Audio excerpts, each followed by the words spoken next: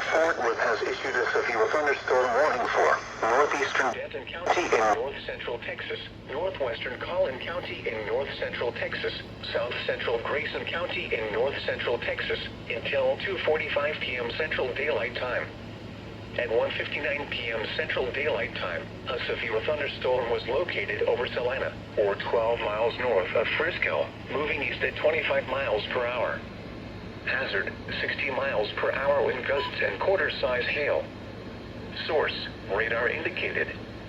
Impact, hail damage to vehicles is expected. Expect wind damage to roofs, siding, and trees. Locations impacted include McKinney, Anna, Salina, Melissa, Van Alstyne, Howe, Gunter, Weston, and Elmont. For your protection, get inside a sturdy structure and stay away from windows.